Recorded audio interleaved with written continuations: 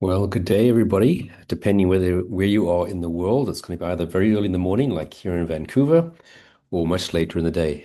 So welcome. My name is Gerard Labuschagne. I am the current past president of the African Association of Threat Assessment Professionals, and it is a great pleasure for me to be the host of the event today. We have the great pleasure of introducing Dr. Jack Rozel, someone who I had the pleasure of meeting a few times at some of the conferences I've been to overseas and hearing him speak. And that's definitely why I wanted to approach him as a speaker for our program. In brief, because I know you would have read his lengthy CV before you signed up. He's been working in emergency mental health since 1990 and has been the medical director of the Resolve Crisis Services of UPMC Western Behavioral Health since 2010. And 2025, he assumed the role of clinical chief of crisis services for UPMC Western Behavioral Health.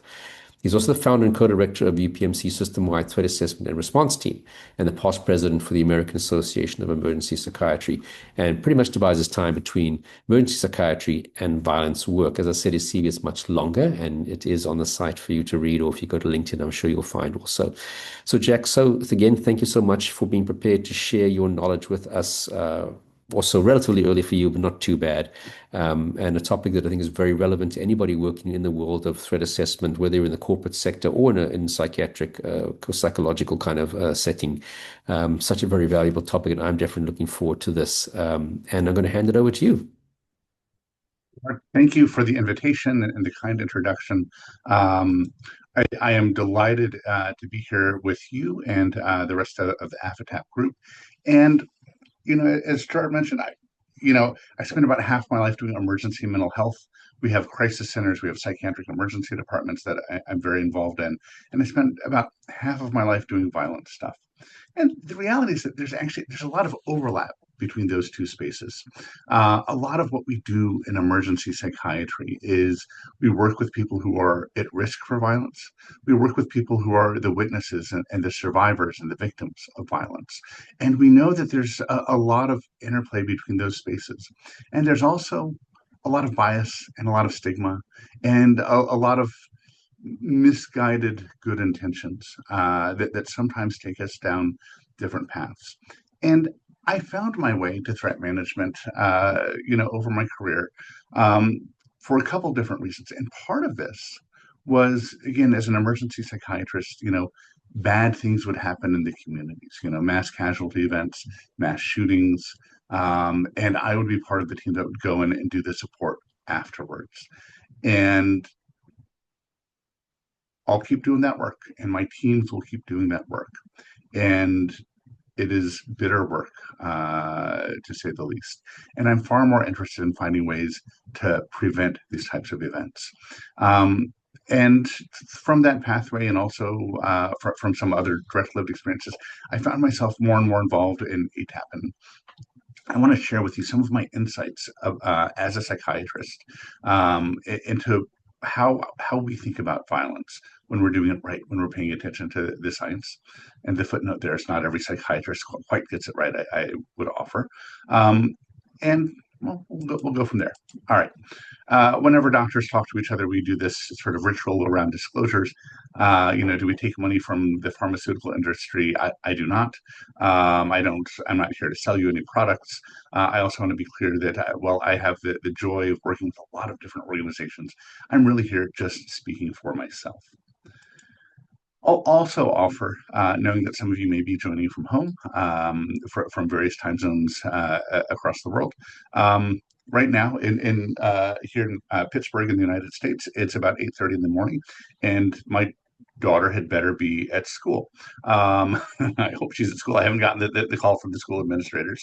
But, the joke in our family whenever, hey, dad's giving a talk, it's, what are you talking about this time, dad? And my very bad dad joke is daddy's talking about rainbows and puppy dogs, sweetheart. Because, folks, if I'm the guy invited to speak to you, there is one slide about rainbows and puppy dogs, which is my way of saying we're going to broach some sensitive topics that can be kind of intense. If you need to get up, stretch your legs, come back to the material later, the material is going to be recorded. We'll make a copy of the slides available to you. Honor yourself and respect yourself. And likewise, if you're at home with your own young ones, be thoughtful of what they might overhear as I'm speaking. All right. So if you walk away, if you get pulled into a case, if your internet connection crashes, here are the key points I want you to take with you, right?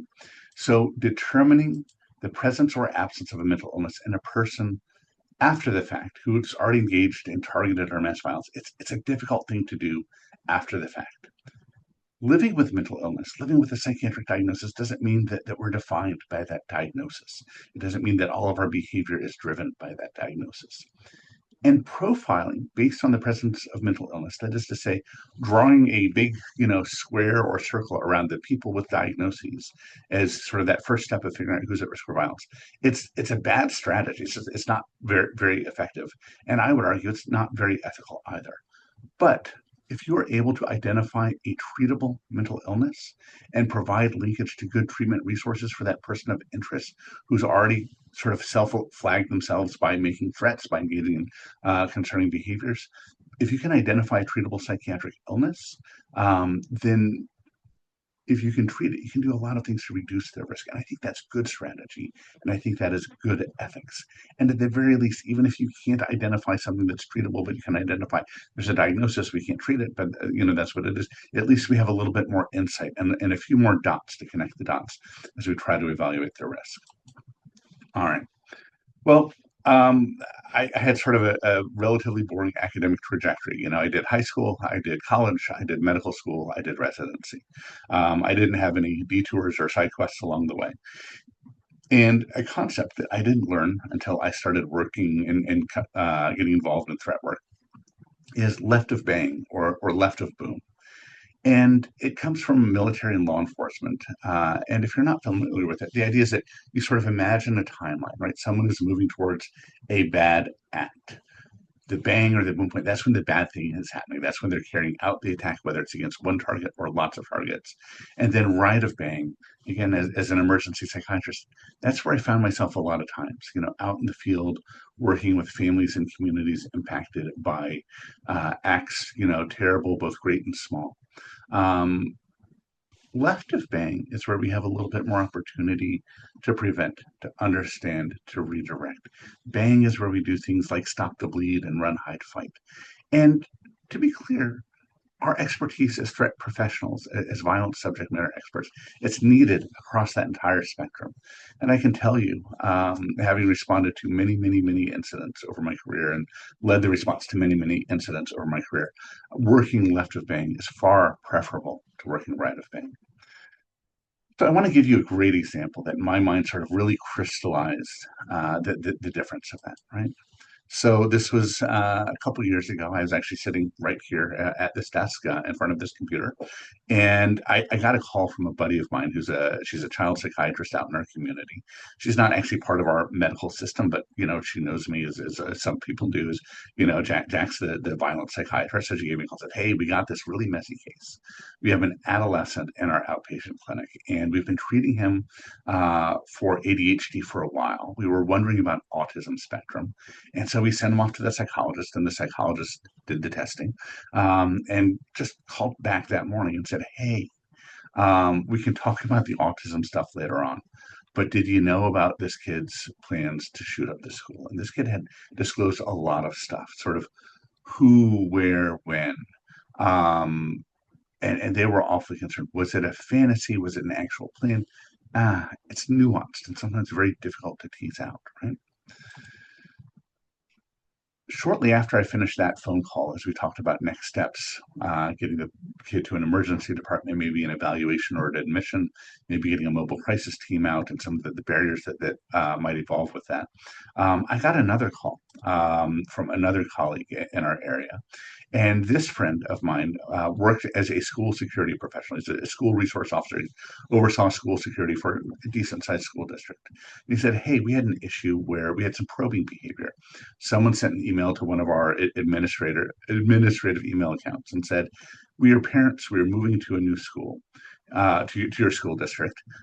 We want to know what you do for school security and to stop school shootings.'"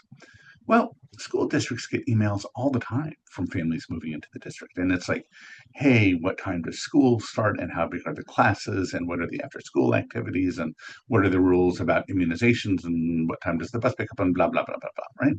And some of them absolutely ask about school security. Um, but never in their experience had they had an email that the sum total was tell us about your school security.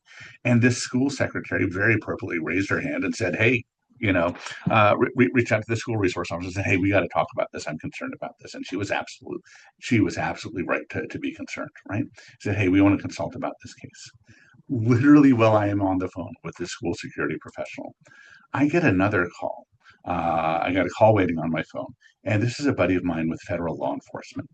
And what he says is they got alert in one of their reporting and recording systems that someone had been posting a lot on social media with pseudonymous accounts, so not under their real name, but names related to the Columbine school shooting, similar apparel to the Columbine shooters, and favoriting posts and chatting about accessing firearms. Um, I'm in Western Pennsylvania. We are a gun-loving people out here, I'll tell you, and getting your hands on a gun is not especially difficult.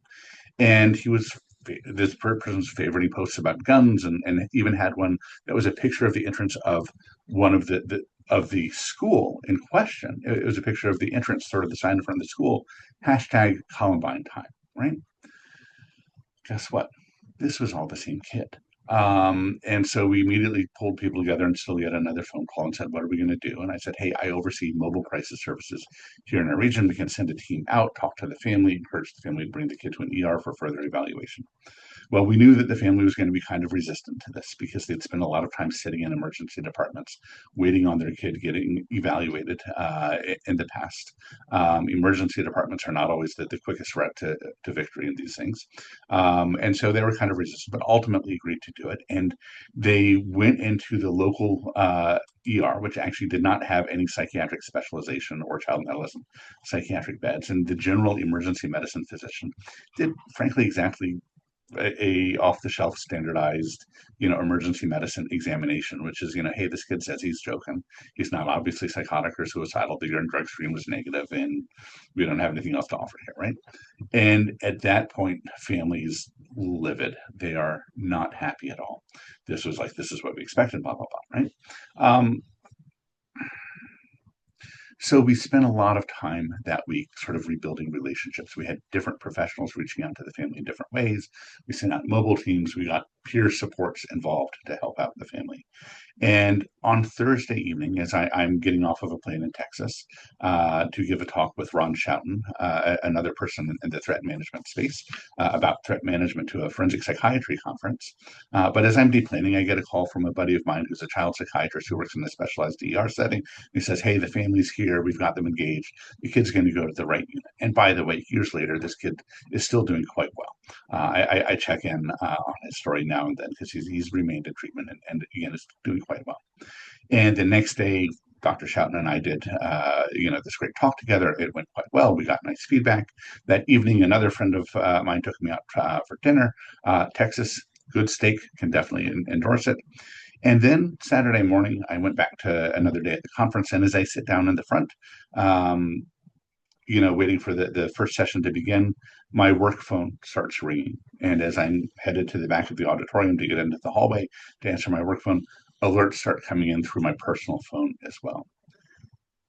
That Saturday was an awful day in Pittsburgh. And I'm going to show you a short news clip about what had just happened just a few miles from where I work. We have changing numbers now. Sad to report, changing numbers on the number of people killed at that synagogue this morning. Let's go back live to Squirrel Hill and Andy Sheehan. Andy. Yeah, it's beyond our capacity to grieve. This is a horrific tragedy. The Associated Press is reporting that there are 10 people who have expired as a result of this tragedy. My sources, and I can confirm that 11 people lost their lives today at Tree of Life Synagogue at the hands of this gunman. just a stunning and tragic number and a tragedy for this neighborhood. 4 police officers were wounded. I can also report that 2 of those police officers are now in critical condition. I'm told by my sources that one of those police officers is just out of surgery, and doctors are optimistic. But 2 of those police officers were quite seriously injured. 2 of those police officers are in critical condition. Ken?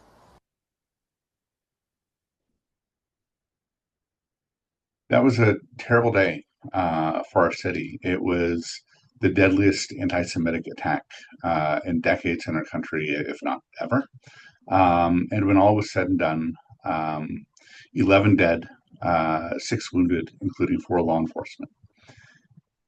And here's the thing: run, hide, fight worked. Everyone who ran survived.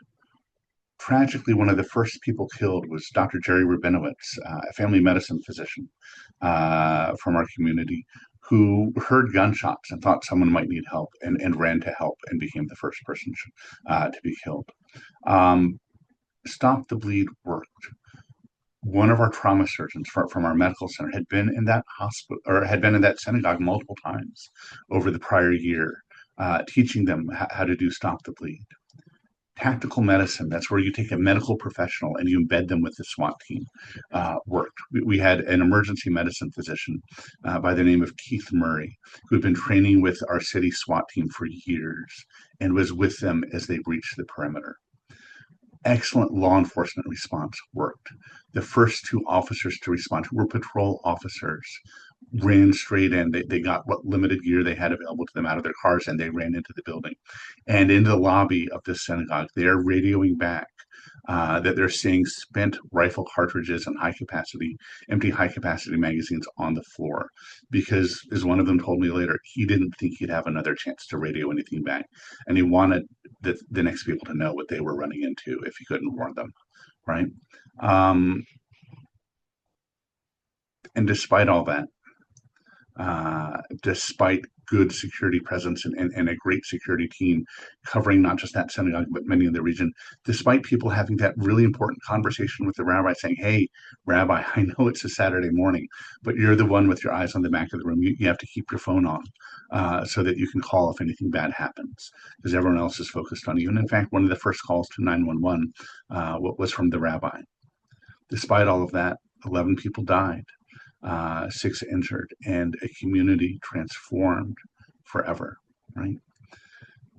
So I have a deep appreciation of what happens when we can get there left of bang versus right of bang. After I got into the hallway at that conference and started to appreciate what was going on, I went back to my hotel room and with one phone calling into the virtual command center that had already opened up as we were starting to prepare our response and support. The other phone to get on the next flight back. And spent a lot of time working on the response with that, right? So this is what it all comes down to me for this question about what's the role of mental illness in these types of attacks. It's really brutally simple. Does paying attention to mental illness, does thinking about mental illness, does focusing on mental illness, does it help us stay left of bang, or does it distract us from what we need to be doing to prevent these types of attacks, right? In my mind, that's pretty much what it all boils down to. And if it doesn't help us stay left of bang, I'm not sure we have much time for it in our work. But I think, as you'll find, that it actually can definitely help us stay left of bang, but not always in the ways that some people might expect. All right, so let's talk a little bit about targeted and mass violence and what that means and what the implications are, right? Lone actor mass violence versus say, military actions or insurgent actions. Frankly, it's mostly an American problem, and it's certainly seen in a number of other countries too. And I know South Africa's had some terrible mass shootings over the past several years. But by and large, unfortunately it's an American problem. And part of this is because of how ubiquitously accessible firearms are that allow impulsive anger and petty grudges to become lethal events. But targeted violence is pretty universal, and it's pretty much baked into our neurobiology. There's research on crows that who are very, very smart birds that can recognize people, that if someone mistreats a crow, the crow remembers like that. Like, so if a bird can carry a grudge against not just human beings, but no, that one specific jerk who wouldn't give me a cheeseburger or something like that, I don't know what happens in the crow brain. Like, it shouldn't be surprising that our more advanced mammal brains are pretty good at holding grudges and having grievances. And as a result, targeted violence is not at all unusual, right? Um, So what do we mean by targeted violence? In the Making Prevention a Reality document, which is one of these sort of standard VADE-MECUM resources in the field of threat management that I highly recommend. It's a free download. It's a PDF from the FBI's Behavioral Analysis Unit. Their definition of targeted violence is an incident of violence where an assailant chooses a particular target prior to a violent attack. Note with emphasis, this is not about a shooting in a public place versus a private place. It's not about mass killings. It's not about ideology. It's not about a desire for notoriety. It's about one person pissed off at another person or a group of people. And critically, for professionals like you and I, it's about the space in between the ideation and the fantasy and the injury. And it's about our opportunity to intervene and change that progression, right? All right. We also have this thing that we talk about a lot these days, stochastic terrorism. And this is probably one of the earlier definitions that I found of it from a blog online of all the places. And this is the idea that instead of me saying I'm pissed off at, Bob over there. I hope none of you are named Bob. Sorry, Bob, if you are. But like, I'm pissed off at Bob. I want to hurt Bob. But maybe I have the bully pulpit. I have a strong social media following, and so I say things like, Bob's a jerk. Someone should go after Bob. It would be a shame if someone hurt Bob the way Bob has hurt so many other people. And oh, by the way, maybe this is information about where Bob lives or what Bob's life is, right? So it's when we know that, especially through the use of mass communications, there's a rising tide. The pot is on the heat and it's starting to boil, and we don't quite know where it's going to boil over. But sooner or later, as these messages get disseminated and absorbed by more and more people in the general community, there's going to be someone who's vulnerable, who probably wasn't walking down the road thinking, I don't want to hurt anyone at all. Oh, I just saw this, angry post on Twitter, therefore I'm going to go kill this person. But no, they're already thinking, I'm pissed off, I'm angry, I'm looking for a way to focus my anger, and this influential person has now provided me with a target. We get very concerned about this. To give you a very practical example, I help oversee threat management for a large medical system. Our medical system, UPMC, we are more than 40 hospitals across multiple states. Actually, I think we're in 4 or 5 countries. 5 countries now, sorry. And so we cover a lot of territory, and we had someone very influential on social media who was upset about gender affirming care, posting things about one of our psychologists saying it would be a shame if someone mutilated her children the way she's helped with the mutilation of so many others. No, it wouldn't, right? And at the same time, posting images of the kids and the home address, right? So that's a good example of that, right? And for all of our discussion of death, of mass killings, every bullet takes a bite out of wherever it occurs, right? And LJ Punch, who's a trauma surgeon out in St. Louis in the United States, who does just really incredible community leadership work. This is a quote from Twitter of all places, but it's always resonated with me. This is bullet-related injuries. It's not limited to the bodies who feel the physical impact. It radiates and metastasizes to the friends and family and neighbors and communities. As these authors advocate, this was about research on sort of the ripple effects of shootings in urban areas. Bullets are pressed even deeper by systems that do little to recognize, prevent, and treat the bullet-related injuries in all its stages and forms. Why? Because we cling to stigmatized political language about guns and not the truth about how bullets go deep.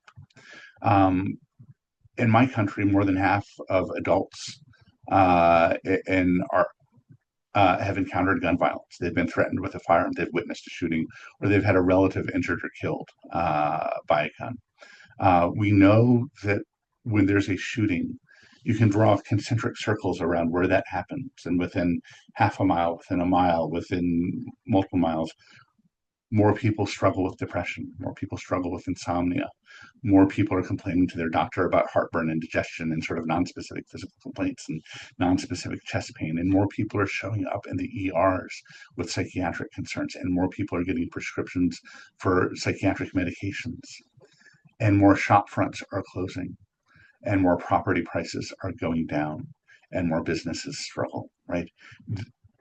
Every episode of gun violence has deep impacts.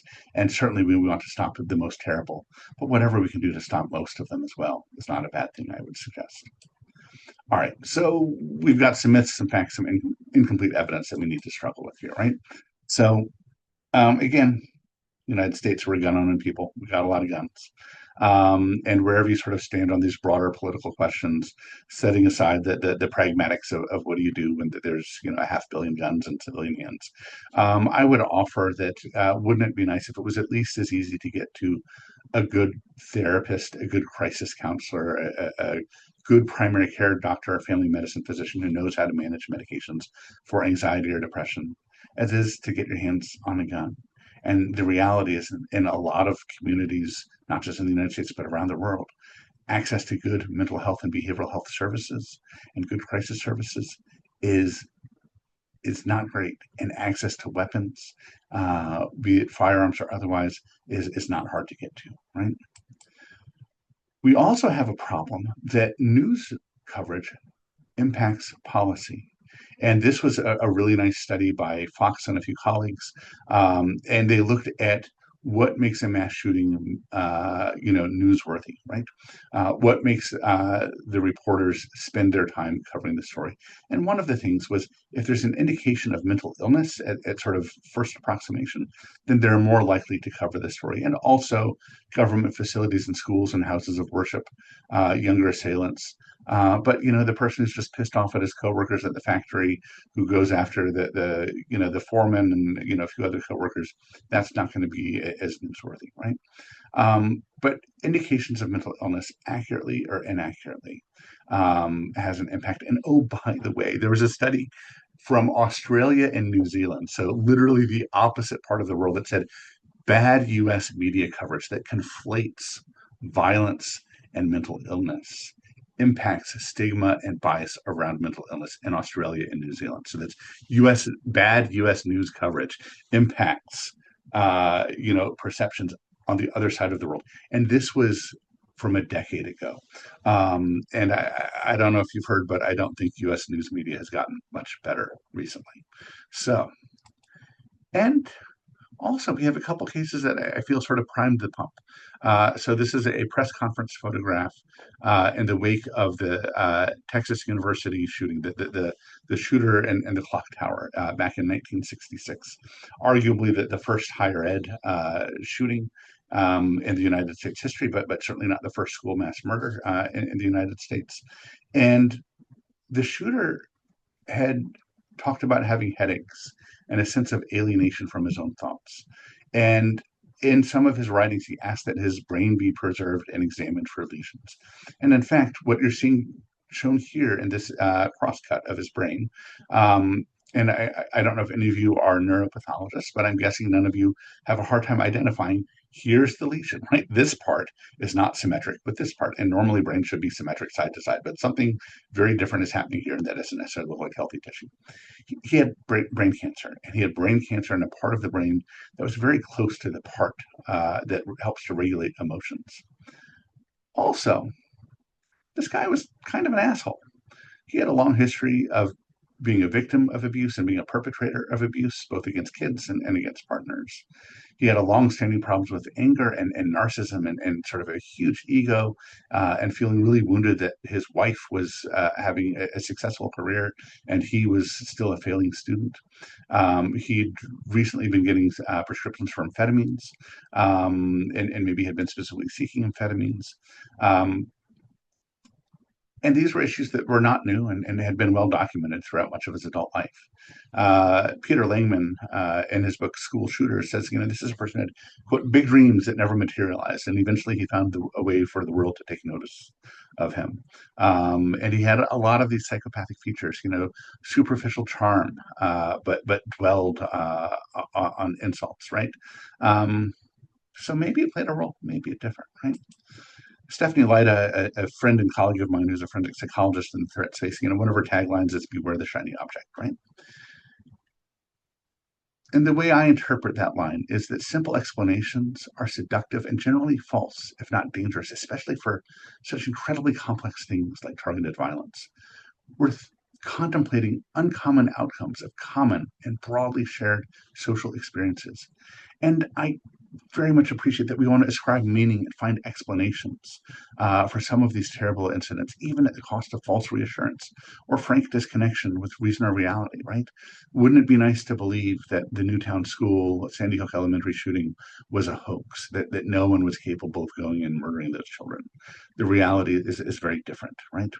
And I know our brains struggle to think about rare and terrible things. It's not something that our brains wired to calculate properly. And unfortunately, when we get scared, we get biased. And mental illness, unfortunately, is a very appealing, shiny object that people focus on, sometimes to the detriment of a thoughtful assessment, right? Um, the logicians talk about this idea of the no true Scotsman, right? We redefine a classification based on sort of our own urges and desires, right? So whenever we hear someone saying no sane person, no rational mind, no reasonable person could have done this terrible act, right? They must have been mentally ill. That's an example of the no true Scotsman fallacy, and it doesn't hold up to the science, and we'll walk through some of that, right? Violence is complex, kind of like a weather system. You have this sort of evolving system moving across the coast or the countryside, and you don't quite know where the lightning is going to strike, but when the conditions are right that there might be lightning or a tornado. But it's also kind of like a chess match. There's intentionality, right? Intentionality blended sometimes with uncertainty. And we don't always know when we're playing the game or as much as we'd like to know about our opponent. Um, and it takes a lot of risk factors to get to some of these acts of violence. So it's a nuanced analysis to work through these cases. And also, sometimes we make the error of assuming all violence must be pathological; it must be wrong or bad in some way. And I love this quote from the New York Times just days into the war in the Ukraine. And I'll just let you absorb this quote for a moment, and then I'll comment on it.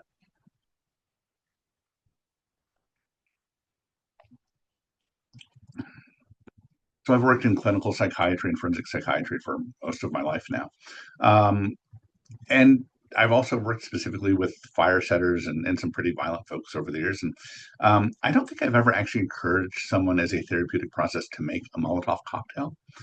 And also, I think Dr. Kobe is probably quite right in her clinical recommendations here. Like, I don't think she's wrong. Context matters when we analyze violence, right? So sometimes violence actually is justified, and we need to sort of hold that in our space. And certainly, quite often, if not almost always, from the perspective of the person preparing for violence or engaging in violence, it is very justified, right? Very few people are in the middle of a violent act thinking, oh, this is a dumb thing. I don't know why I'm doing this. Well, something this person deserves what's coming their way, right? So we got to do some definitions here, and this is a dismal nomenclature that we've got to work with. What exactly is targeted violence? Can we agree on what targeted violence is? Can we agree on what mass violence is? Can we agree on what mental illness means in the context of targeted or mass violence or community violence, right? And if you thought measuring something with so many different dimensions was tricky, um, when we get to trying to quantify the non-events, the averted attacks, the inchoate episodes, that gets rather messy, right? So Marissa Booty at Johns Hopkins and some of her colleagues, almost a decade ago, did a really cool study where they looked at a handful of the major data sets of mass shootings in the United States and looked for overlap. And in this study, looking um, at a number of data sources, including Everytown for gun safety, which has an open data set, Mother Jones Magazine, which has a very famous data set for mass killings, the Gun Violence Archive, the standardized homicide reports from our Department of Justice, and sort of did this overlapping Venn diagram. And what you can see is the Gun Violence Archive includes lots and lots of things as mass shootings. Their definition is very simple. 3 or more people injured by gun violence in a single event, not counting the assailant. Wounded, killed, doesn't matter, right? Versus other definitions that are much more narrow. You can see there's very little overlap between all these different groups. A more recent study that came out in Lancet, which is a very prominent medical journal, looked at a much broader period of time, and again looked at Gun Violence Archive, the Supplemental Homicide Report, the Active Shooter Report from the FBI, and again the Everytown and the Mother Jones data sets.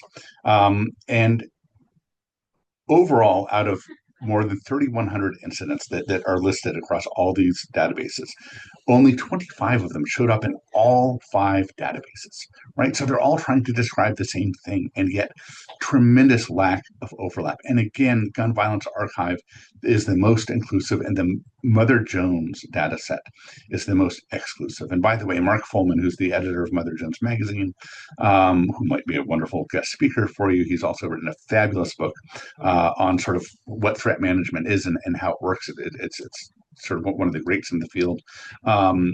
He has his own data set, and he's very specific about what goes in it. And I don't always agree with it, but he's very transparent in his work, and it is still a very good data set, right? Well,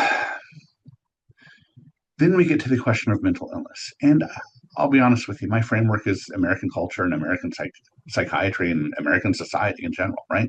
And we, in our space, are very anchored to this book called the DSM, or the Diagnostic and Statistical Manual of Mental Disorders. It is a light 1,000 pages or so to read.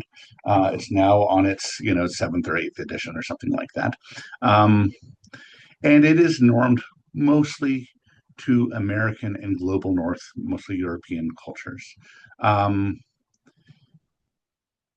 Targeted violence is universal. The anguish and the anger that drives violence is universal.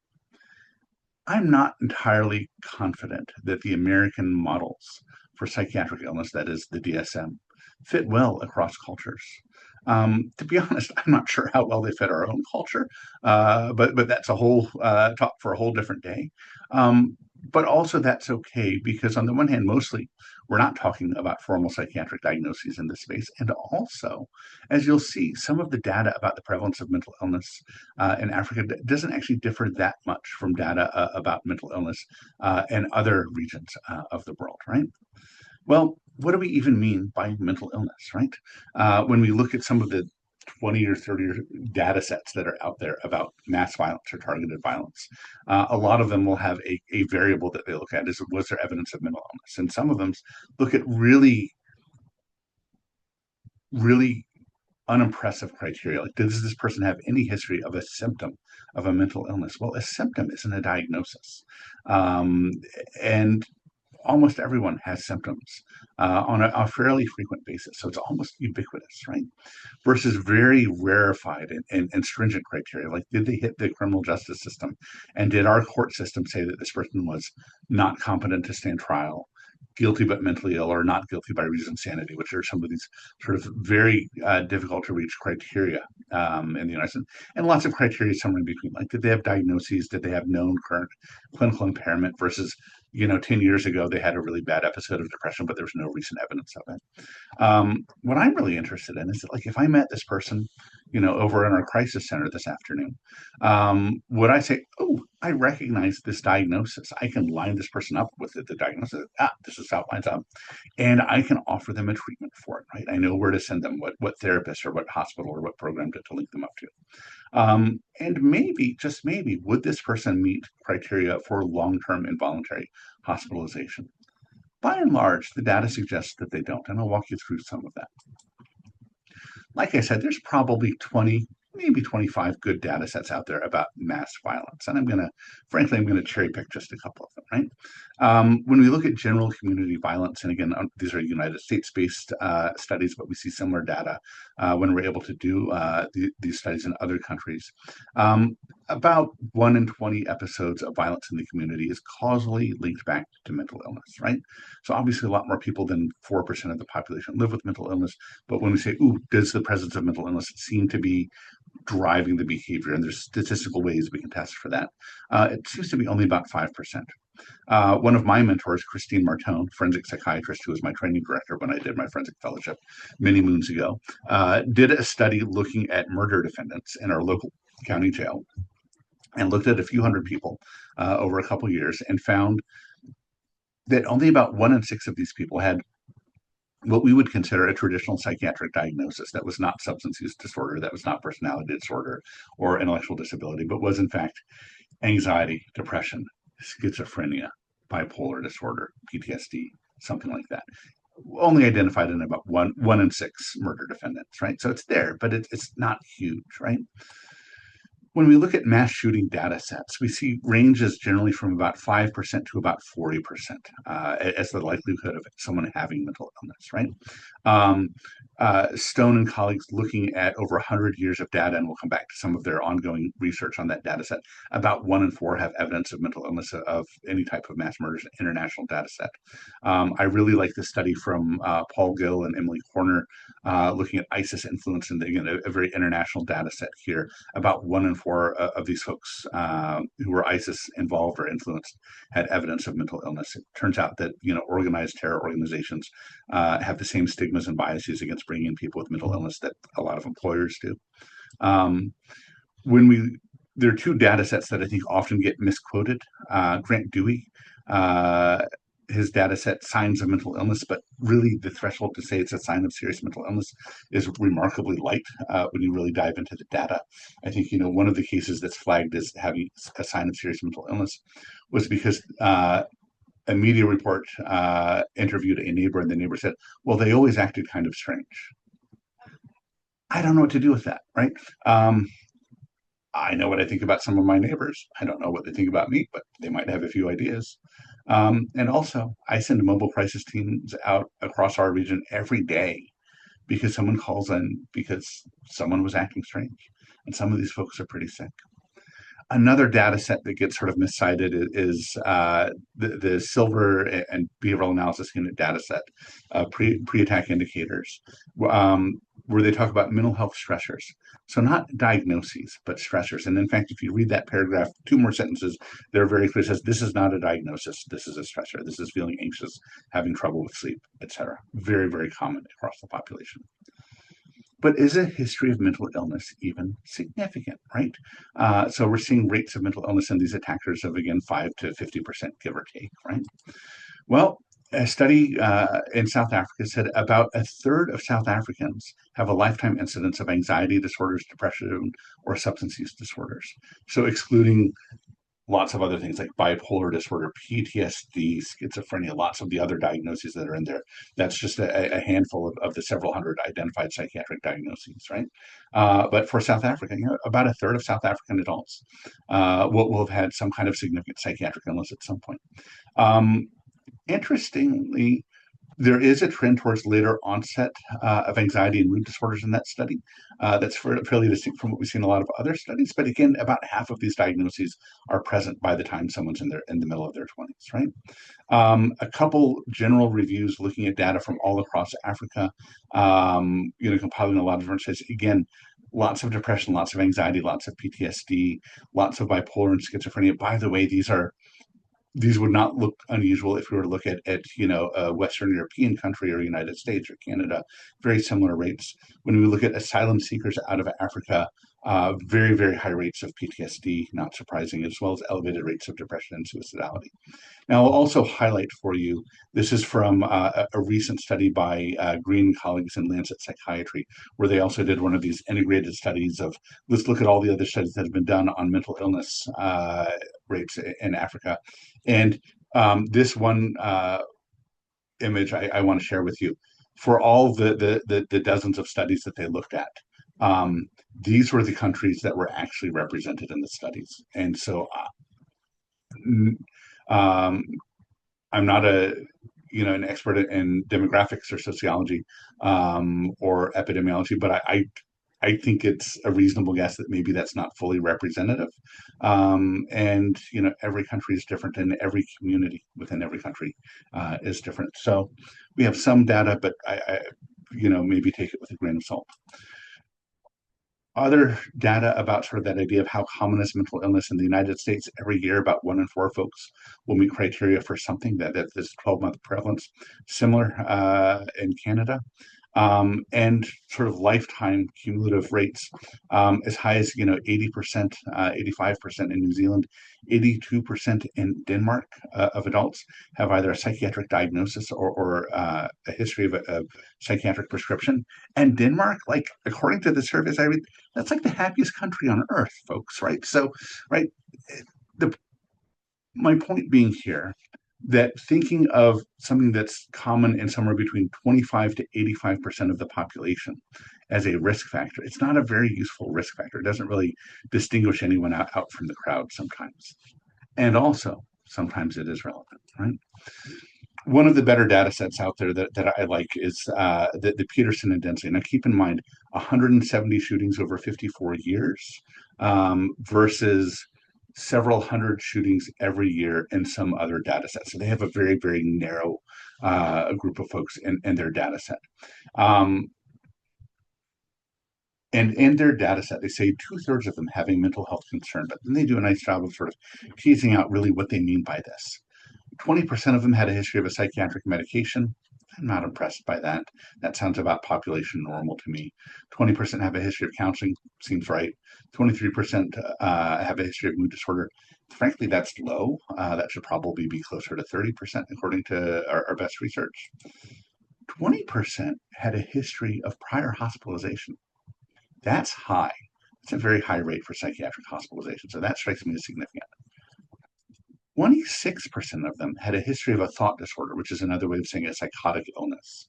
That is very high. That should be less than 10%, probably less than 5%, right? So that catches my attention. So let's look at psychotic illnesses and mass violence or targeted violence, right?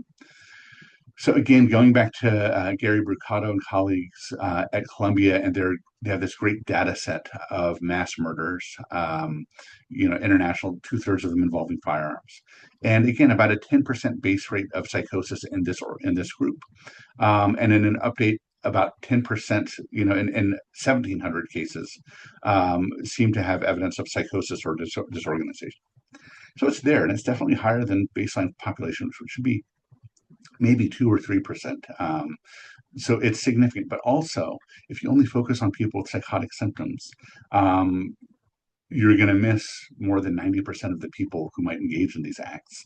And again, it's such an incredibly infinitesimally small percentage of people with psychosis who engage in this type of stuff that you're wasting a lot of time in stigmatizing and potentially harming a lot of folks. A German study found that psychotic mass murders were more spontaneous, fewer pathway indicators when we talk about the pathway to violence, more likely to be in public, more likely to have an edged weapon, and tended to have less lethal attacks. And that may have to do with good laws in Germany about who can access firearms and who can't. And another sort of drill into the Peterson data set around psychosis said psychotic symptoms were present in 33% of the cases, but only seemed to be significant or contributing, again, in 11%, or about 10%, somewhere very similar to the Brucato data, right? Okay, so I'm a psychiatrist. What do I mean by psychosis, right? Psychosis isn't just they're acting strange, they're acting annoying, they're a jerk, they're weird. We have very specific criteria. So just as criminal justice folks say, this is the criteria for armed robbery or aggravated assault. I have a very specific criteria that says this is major depressive disorder or this is schizophrenia, right? So for psychosis, it's disorganization in thinking, communication, perception, which can look like hallucinations, disorganized beliefs, which looks like delusions. Hallucinations are when we perceive things as being present when they are not present. Delusions are when we have a fixed belief of something that is clearly and provably false, and someone's made reasonable efforts to prove it to me, and it's not part of my cultural belief system. Right? It can be substance induced, right? We see a lot of psychotic symptoms with cocaine, methamphetamines, marijuana, especially high potency marijuana, LSD, and many of our designer drugs. We have psychiatric illnesses, schizophrenia and schizoaffective disorder, are very much defined by the presence of psychotic symptoms. Rarely, but not never, we'll see it because of medical causes. So an overall medical illness, a liver disease or a kidney disease or a seizure disorder or toxicroom. I've ingested something that I wouldn't normally ingest that is toxic, either heavy metal or I'm having a bad reaction to a medication. And there's a lot of variation in the diagnostic processes and treatment responses. When we look specifically at psychosis and violent risk, sorry if that just popped up there. All right.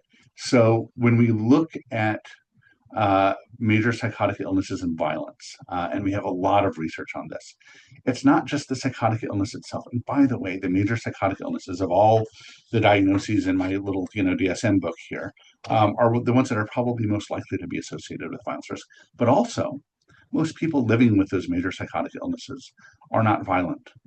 Not today, not tomorrow, not to themselves, not to anyone else. But sometimes, under some circumstances, they can be violent, sometimes dangerously violent, usually in the presence of other risk factors, right? So we always talk about you've got to collect the dots before you can connect the dots. The dot of living with a psychotic illness alone is not a very useful dot, but then you connect it with a few other things. They are also using drugs or alcohol, especially street marijuana. They're not sticking with their treatment. Either they can't afford the medications, they don't think they're sick, they don't want the medications, or something else, right? But they're not getting the treatment they need. They have a history of violence, either as a perpetrator or as a victim.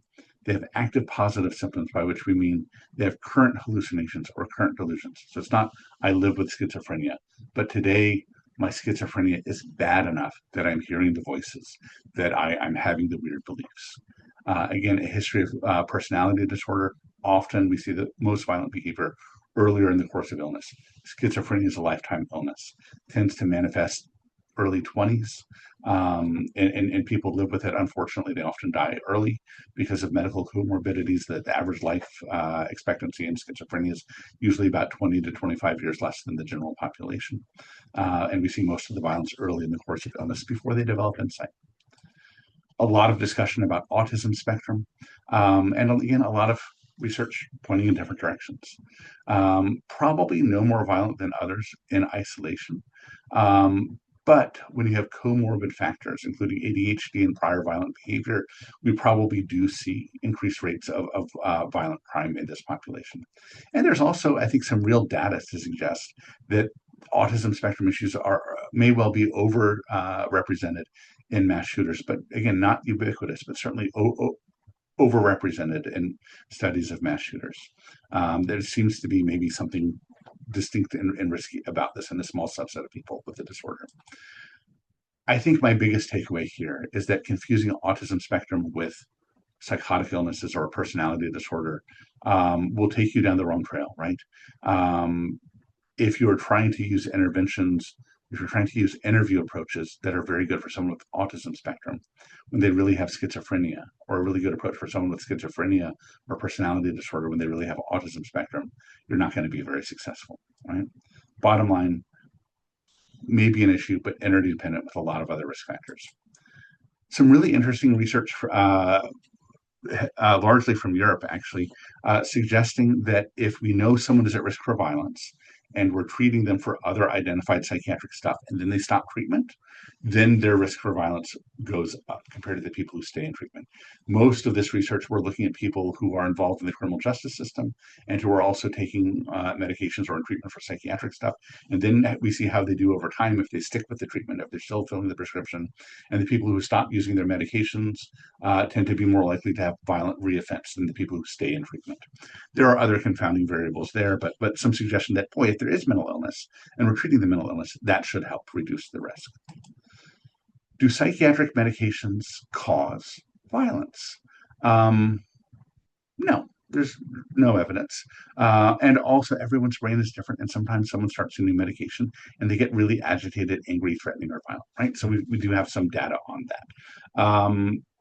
But it tends to be individual cases. And when we look at larger studies of mass shooters, of K-12 shooters, et cetera, what we see is over and over and over again, there's no data that psychiatric medications or other medications contribute to violence in any significant way, and are certainly not associated with mass killers or serious acts of violence. The Columbia data set against psychotropic medication use is far less common in mass killers than in the general population.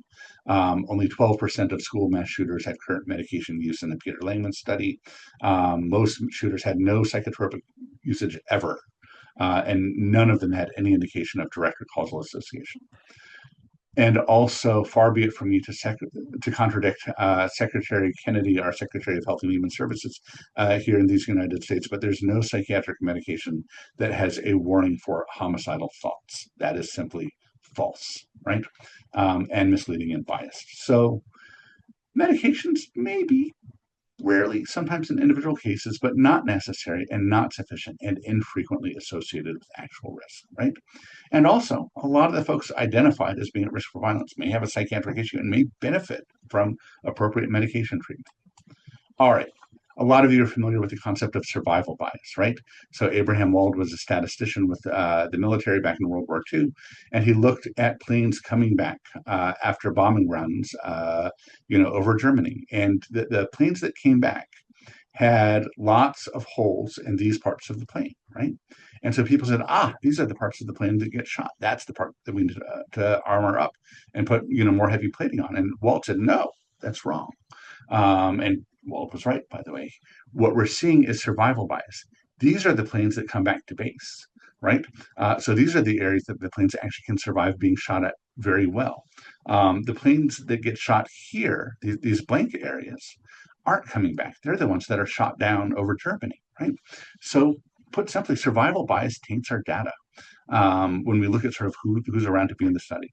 To give you another example, I oversee about 200 folks who work on our different crisis programs. And one of our supervisors said to me recently that I was the biggest reason that she was still working in this field. And at first I'm like, oh, wow, like that feels really great. Like, I'm a good boss, I'm a good supervisor. And then I realized that, over the 15 years I've worked here, like a lot of other people have moved on to other positions. And maybe that's because they all thought I was a total jackass. I don't know, right? So there's survival bias, right? It's another good example of that, right? Diagnosing psychiatric illnesses requires rigor and an exacting ability to synthesize clinical observation and collateral information. It's tough in clinical psychiatry. It's really tough to do retrospectively. And let me give you an example of a study that got a lot of attention. And I won't even mention the authors' names because I don't think they did a great job. And it's the Journal of Clinical Psychopharmacology, not known for their publications on mass violence. And what they looked at 35 cases, and what they said is they started from the most complete database that they could find. They used the Mother Jones data set, which, as I showed in those other two studies, is maybe the most restrictive database that you could find. Like it couldn't have been more false, right? The idea for the study originated from one of the authors who believed from his clinical experience that many, if not most, mass shooters were people with unidentified psychiatric illness. By the way, this person hadn't actually really evaluated more than maybe one or two folks possibly involved in this, didn't really have a deep experience on this, and sort of thought, hey, maybe they weren't on medicine, but they shouldn't have been. So we started with the most complete database, survivor bias, confirmatory bias, authors who were well-intentioned but don't know a lot about the field, don't know a lot about the research, they they went back and they interviewed 4 forensic evaluators out of 35 cases and looked at court reports of people where there's a question of sanity that came up in the trial. Now, by the way, any good defense attorney is going to say my client was not sane at the time or not competent to stand trial, and they're only going to use the reports of the experts that agree with them. A lot of times, lawyers approach me on a case, and I come back to the lawyer and say, your case sucks. You don't want me to write a report on this. And guess what? My report never gets entered into court evidence, right? So again, huge amounts of survival bias here. They said we found, based on this terrible study design, that most mass shooters experience undiagnosed and unmedicated psychiatric illness. In our judgment, based on a neuropathology report, a long-standing paranoid personality disorder. That's not how you make a diagnosis of paranoid personality disorder. And there's nothing in a neuropathology report that would indicate paranoid personality disorder, right? Neurocognitive disorder secondary to pathology in the corpora amylacia. I will leave it to you to Google and figure out what part of the body the corpora amylacia is in. But it's there are some structures related to that in the brain, but most of them will just say are below the belt. And then I'll just let you absorb the final sentence here from their paper.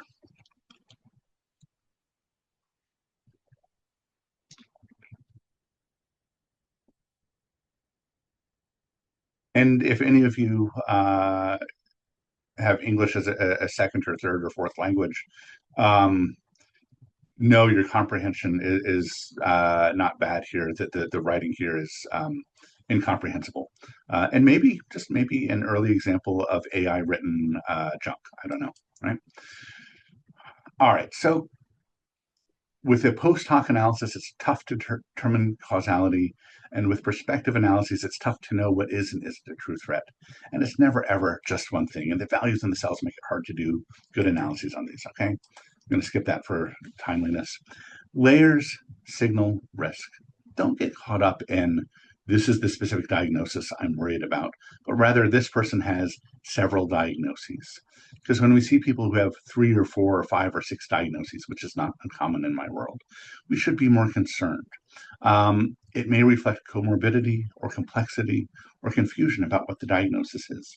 The diagnoses are not always obvious. And psychiatric illnesses are complex over time and can change how they appear. And when we have these problems in diagnosis, it means we may not have a good evidence-based intervention. So keep that in mind. Maybe don't get fixated on any diagnosis. But when someone has a list of 5 diagnoses, or they say, I've been diagnosed with bipolar disorder and schizophrenia and depression and PTSD and anxiety and this and that, and blah, blah, you should be more concerned than if they say, I have 1 diagnosis. It may be a better indicator of risk, right? But there's a lot of research saying suicidality and stress and crisis are very common in targeted violence and mass attackers. Very high rates of suicide and suicidality, incredibly high rates of stressors, 100% stressors, 87% in crisis, 98% showing some type of a stressor, 58% showing acute stressors. And guess what? In emergency psychiatry and crisis work and hotline work. I know a lot of you in countries that have very good crisis hotline systems, often part of the Befrienders International or Samaritans Network, right? We are good at identifying and helping people in crisis. And that's good because that tends to be a really good indicator of risk. And when we're identifying people in crisis and helping people in crisis, we're helping them resolve their crisis. And that's generally a good thing, right? Suicide and aggression are deeply entwined. If you were to list the top 15 risk factors for suicide, the top 15 risk factors for violence, mostly they overlap. About 2/3 of those lists will overlap. Different orders, different weightings, but there's a lot of overlap. And they're good risk factors for each other. And we know, again, good international research on this, that the people who make homicidal threats are, over time, far more likely to kill themselves than anyone else. So suicidality is a good thing to focus on, right? And Kerry Gibson, who's the unit chief of the FBI's behavioral analysis unit, a forensic psychologist turned FBI superstar, talks about how we bridge between the suicidal thoughts and the violent thoughts and the violent thoughts and the suicidal thoughts in the interview, right? And helping that person sort of helping us walk with that person from discussing the suicidal thoughts. Gosh, you talk about how awful you're feeling. Um, what do you think about the people who made you feel so bad? What do you think about the people who've hurt you and made you suffer so much? And do you want to see them suffer too? And when you think about them suffering, does that make you feel better or does that make you feel worse? And likewise, when you're talking to that person who's really homicidal, say, gosh, you're so angry at so many people. Do you get angry at yourself? Do you have the thoughts of hurting yourself as well? And how does that fit in? Right? Because again, we may not have great interventions for the violent stuff. We also have decent enough interventions for the suicidal stuff. And again, we ultimately come back to this nostrum that they might not be formally mentally ill, but so many people engaged in these acts of violence are simply not mentally well. And also, a subset of people at risk for violence are very much and quite mentally ill with very specific diagnoses. So, like I've said, you got to collect the dots before you can connect the dots. And mental illness sometimes can be a really useful dot. And sometimes it's a distracting, shiny object. And sometimes it's not there at all. But when it is there, we've got to think about the role of clinical psychiatrists like myself about sort of how we fit into the picture. And as a psychiatrist, I'm really good at taking population data and figuring out how it applies to that one person in the office with me, right? Um, that's a lot of what we do in medicine is we have this large population research study about diabetes and we figure out how does that work for this one patient in front of us. Do they need insulin? Do they need a different medication? Do they need to control their diet? Do they need to do all of these things, right? Um, this is something that medical science and medical professionals are good at. This is what we've spent our lives training and working around. And this is very much the same thing we struggle with in threat management. If we have this study of, 200 people engaged in targeted violence, but how does it relate to this one person of interest who's been flagged and referred to our unit for evaluation, right? Because that's a unique person with unique risk factors and unique protective factors. And this is a cherry-picked population study. How do we translate between those? Healthcare professionals can be good at that type of logic, right?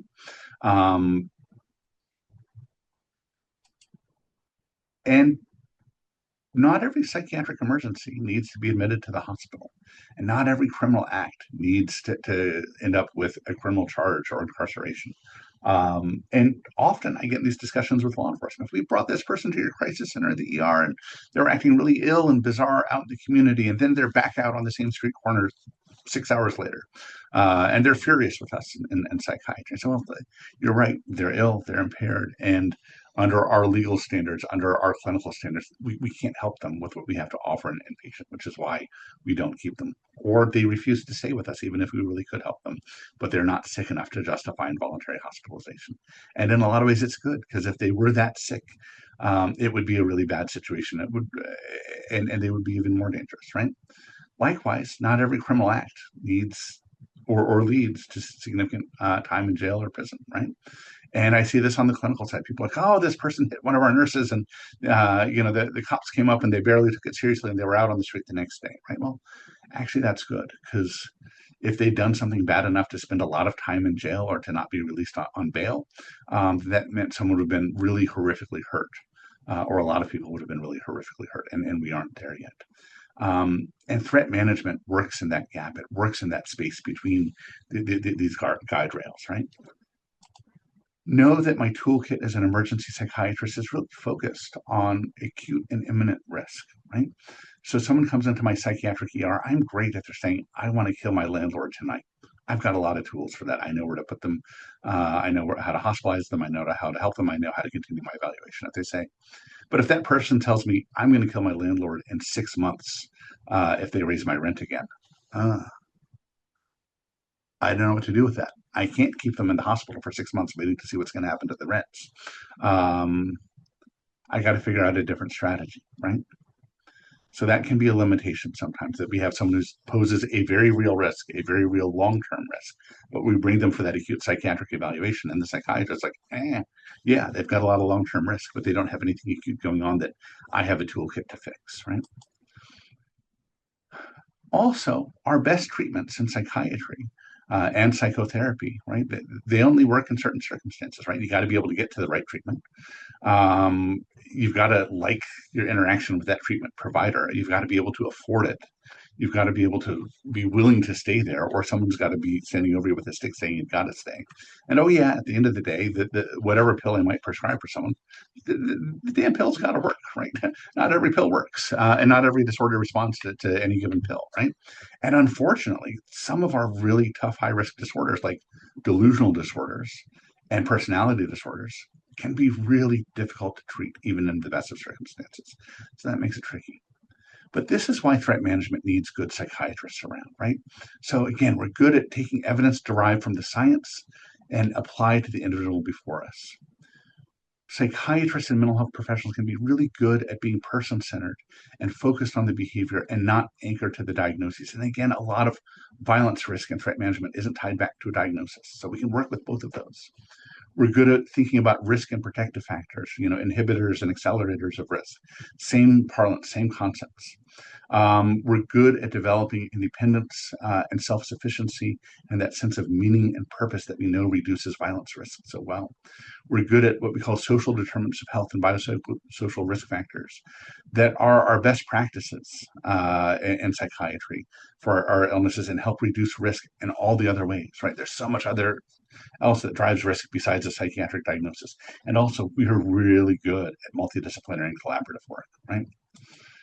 So what do we do with that person in psychiatry? So for those of you who are clinicians or working in clinical settings, what do we do with that person in our world, right?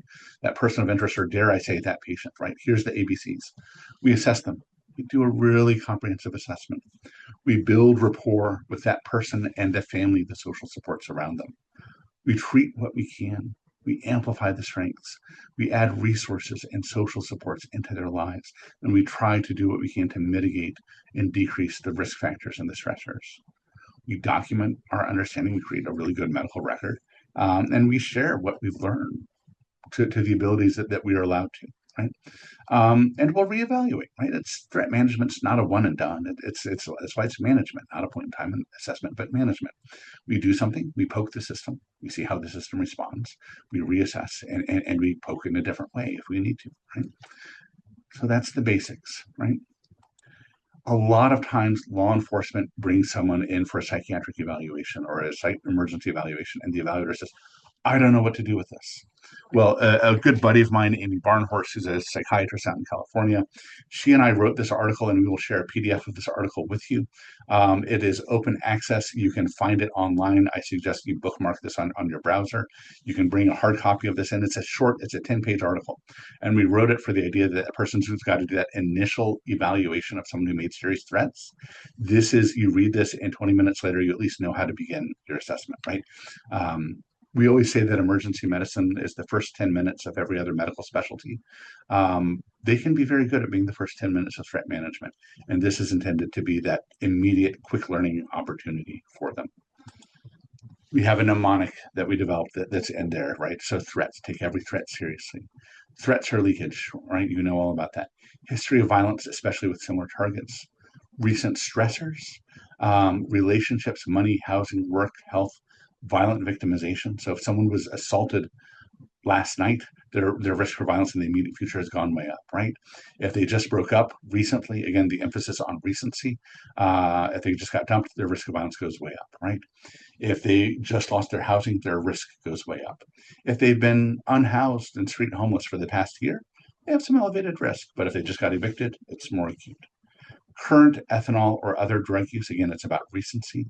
Agitated or annoyed easily, like everything pisses this person off. These people tend to be at much higher risk for violence, including targeted violence. Taking no responsibility, they minimize, they project, it's other people's faults, other people's problems. It was other people's ideas to do this thing, it's not me, right?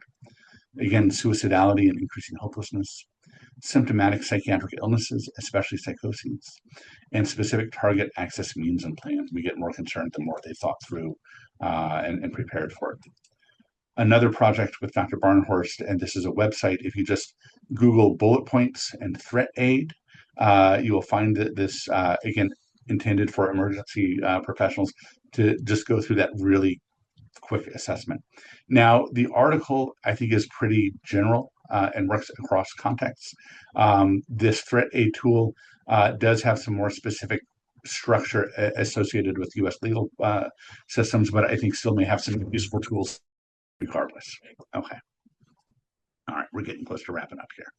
So looking forward, where do we go next with this, right? To collect the dots, we've got to collect the dots before we can connect the dots. And having mental health professionals in your threat management team as consultants or core members can be invaluable, right? Threat management teams, we need mental health professionals to help identify illnesses and these people we're evaluating, to evaluate what the right intervention might be and help link with some of that those right interventions.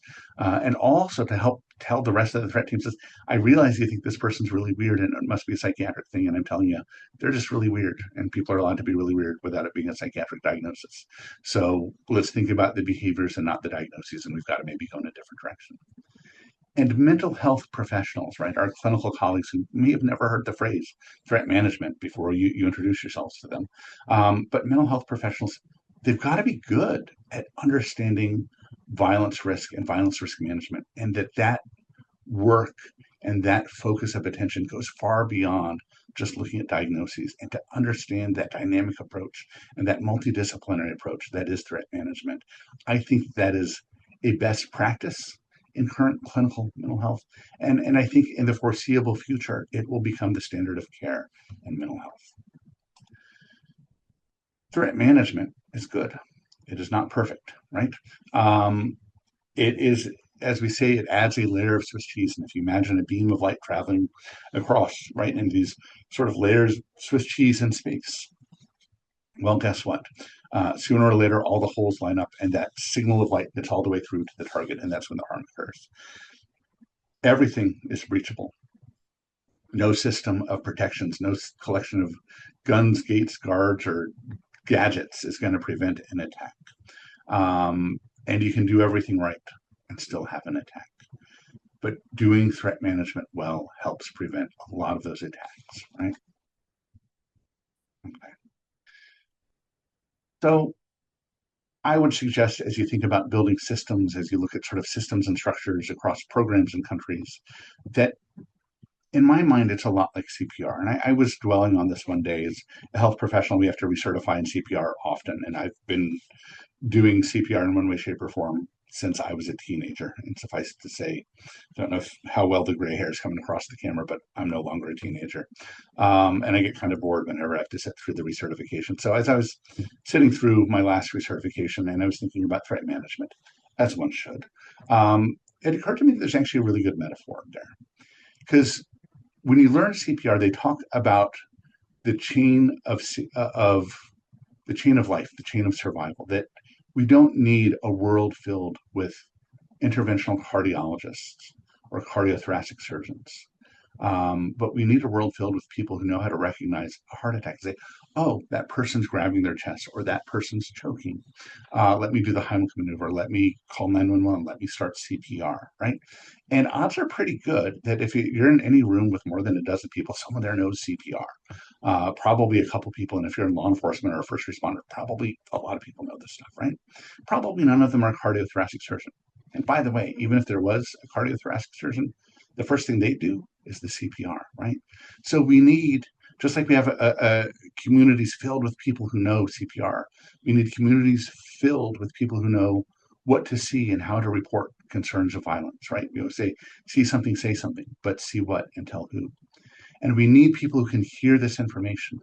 In public health, we talk all the time about the idea of a credible, a credible informer, right? Someone to go into the community with credibility within that community to talk to them about some important health issue. Again, white American psychiatrist, right, doesn't translate very well across that many cultures, right? But we also need people who can hear this information well, because not everyone wants to call the cops or the feds or drop the dime or squeal on their friends. So we need the pastors, we need the barbers, we need the community leaders, the coaches, the teachers, the friends, and so forth to be able to hear this information and know what to do with it. We've got to have threat management teams that have the right resources for investigation and intervention and case management.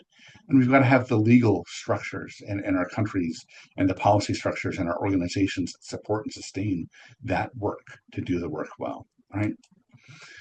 So we come back to where we started, right? Does focusing on mental illness help us get left of bang? And I think the answer is that sometimes it does. Because if we can identify a mental illness in someone who's at risk for violence and help them with that mental illness, we can do a lot of things to help reduce their risk. But if we focus only on mental illness, we will do it to the detriment of our work and sometimes to the harm of the people that we're looking at. But the good ethics and the good strategy is to identify the treatable illnesses and provide those resources, whenever possible. And when we do it right, we're not just pivoting off of that pathway to violence, but we're actually helping someone pivot back towards a pathway to hope and a pathway to recovery. And ultimately, I think that is the best goal that we could achieve for the communities that we serve. So I will leave this up for a moment. This is my contact information. I'll drop it into the chat again in a moment. But I will also stop sharing in a moment so we can see faces and do questions and answers and so forth. So.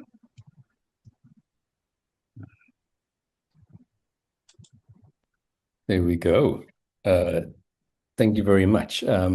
As I was expecting, fascinating, presented, well argued and well experienced in terms of what you said. So I just want to comment from my own experience. I mean, I was trained as a clinical psychologist and worked as such at a big psychiatric hospital in South Africa, which included your forensic assessments. And I was and I only realized this fast forward 10 years when I got into the world of threat assessment and violence risk assessment, that as a clinician, I was not at all prepared for assessing violence risk at all. I thought I could. Well, I'm a psychologist. I assess psychosis. I assess all these really funny things and people's behaviors. And I just realized I walked into that very same trap of doing this sort of clinical understanding of risk, which, as we know, research tells us is quite useless. You may as well flip a coin. And what scared me the most was what I didn't realize that I didn't know that. And I see that even nowadays when I get a phone call from someone saying, I've got this case and I'm very worried about risk of harm, of violence. So what have you done so far? And they'll rattle off a bunch of psychometric tools. I'm like, oh, how's that going to help you? And that's why I often warn people that, yes, it's good to have a mental health expert as part of your team. And if you're doing threat assessments or risk assessments, or at least have access to one, but make sure they actually understand violence risk assessment or threat assessment, because they might be giving you completely unhelpful information because it's not their understanding. And that's kind of one of the things, even we're busy with it, as is violence prevention, workplace standards. And one of the things we emphasizing is, yes, mental health practitioners are very helpful, but they also have to understand the world of violence risk assessment and threat assessment and be members of AfATAP or whatever association. Otherwise, they're not going to be really fitting what you need. I don't know if that's, I think I got from your presentation, that was kind of also your experience. Yeah, the question, and I'm even seeing some comments about, tools for triaging violence concerns, right? Yeah, right. So in healthcare settings, we talk about doing a screen, which is where we look for common indicators of uncommon conditions that we might want to do a deeper dive on, right?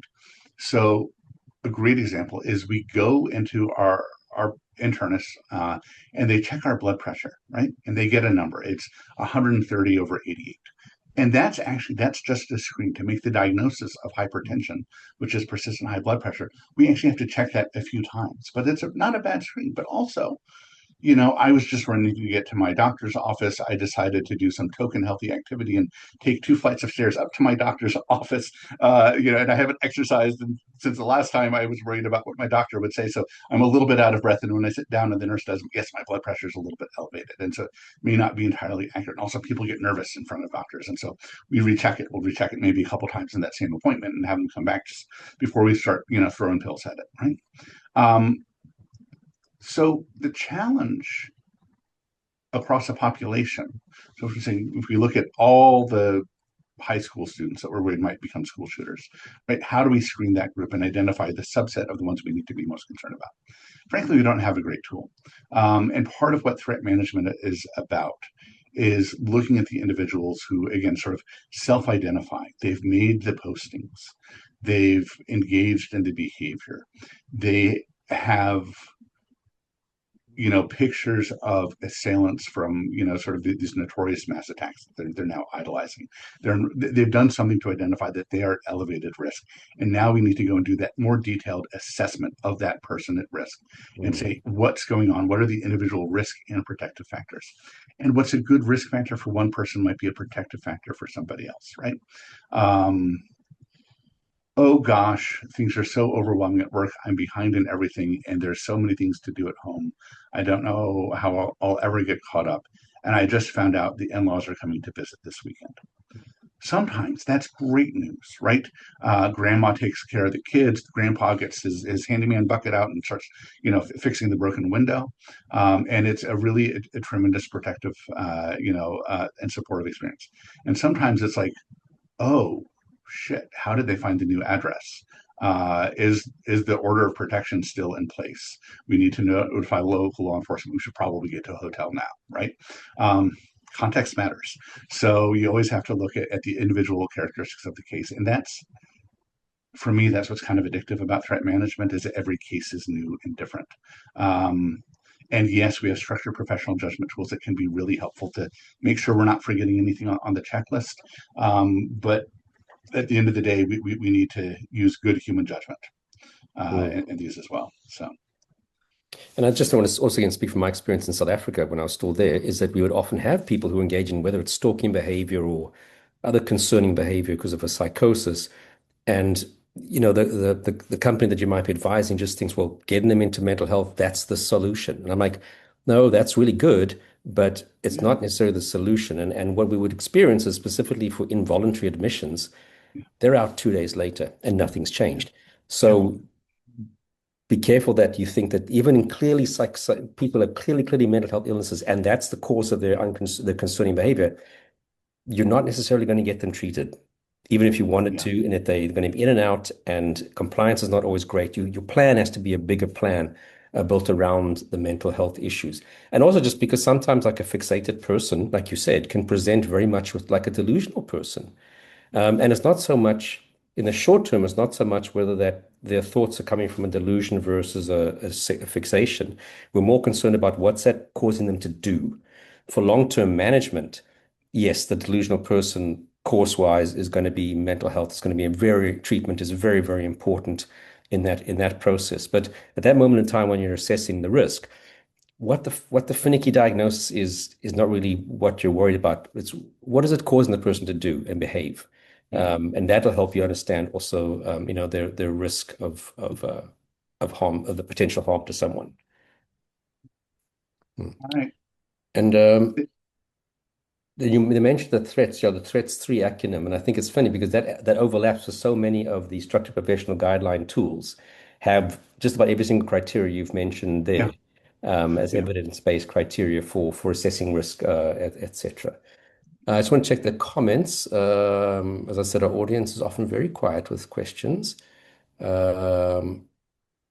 don't think there's any other ones posted in here. I did post the your slides and the article by Barnhorst and yourself that was referred to. I posted the FBI article that the Making Prevention a Reality for people if they wanted that. You can also email me, anybody, if you want those, because you didn't somehow get it from the chat.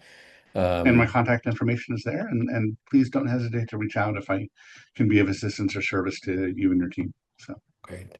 And people are saying, Hanley from South Africa is saying, thank you, this will help with our SOPs and training. And again, I mean, this is just such a gap in the world in South Africa, at least in the mental health world and training. What we spoke about today is often just not something that's really, really touched on. So this has been very helpful. So thanks, Jack, for helping us keep the standards high, and hope you have a good start of your day. It's 6:37 here in Vancouver, and it's a little bit later on your side. And everybody else, thank you again for joining us. Again, if you want to be added to the mailing list, please do so, and I'll add you up. And thank you so much for your time, Jack.